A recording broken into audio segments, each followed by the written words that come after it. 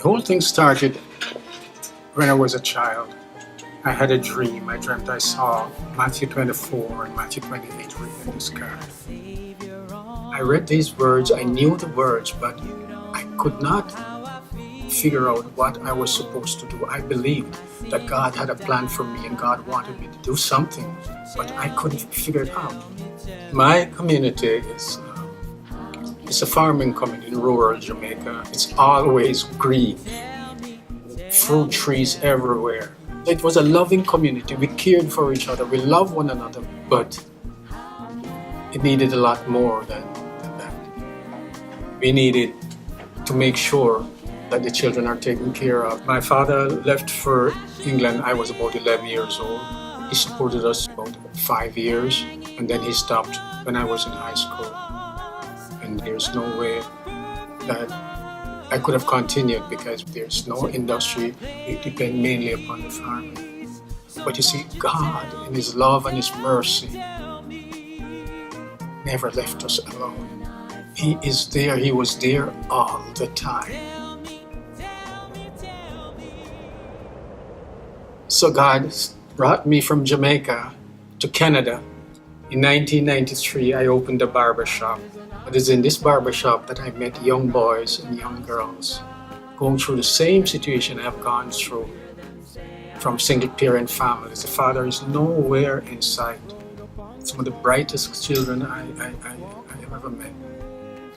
Beautiful young boys and girls, but struggling, dropping out of school and stuff like that. And my heart cried out. Some of the boys, I used to cut their hairs for nothing. I can remember one day a young boy came to me and he said, "Pops, I wish I had a dad like you."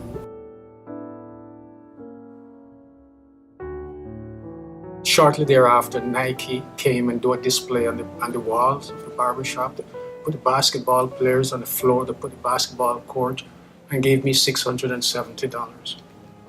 And when I received the $670, I said to myself, I'm going to start a scholarship fund with this money. And I felt my eyes moving rapidly. It is then that I realized that this must be what God would want me to do. Because I remembered the dream way back when, about Matthew 24 and Matthew 28. Shortly thereafter, I met with Tara Schwartz from CTV, who came to interview me in the barber shop. Wonderful lady who encouraged me to move forward.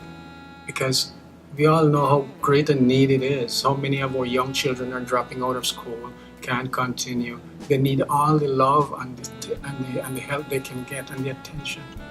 In 2010, we awarded our first scholarships. And in 2016, by then we awarded 57 scholarships.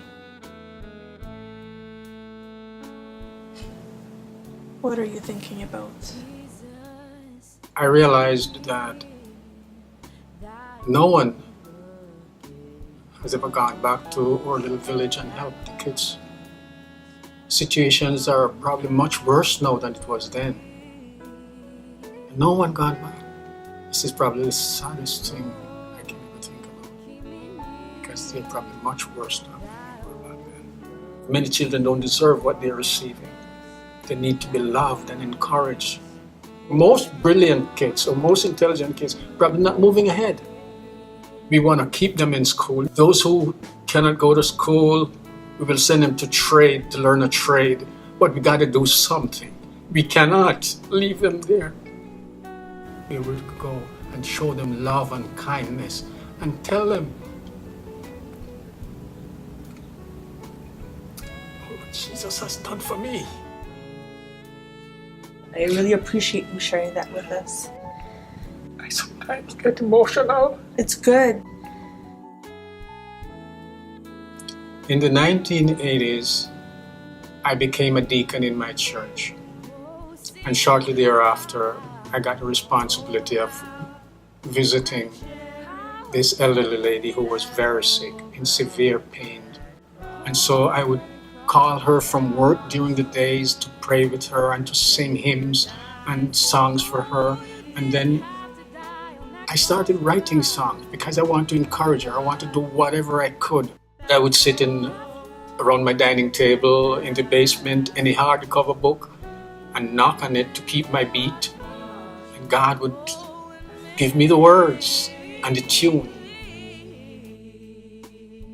I met Paul here in church, and he's a real nice human being, probably one of the finest human beings I know.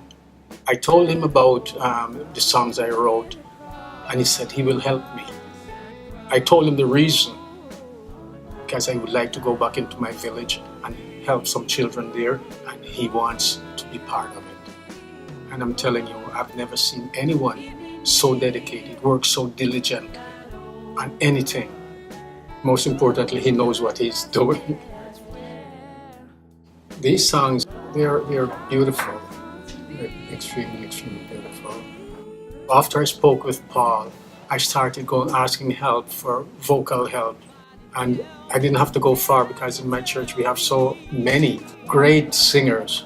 The piano players, the drum players, they came over.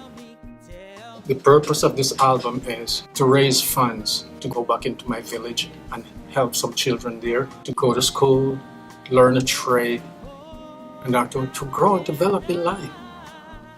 Help us in this project. That's what God's love is all about. And we want to continue to do that.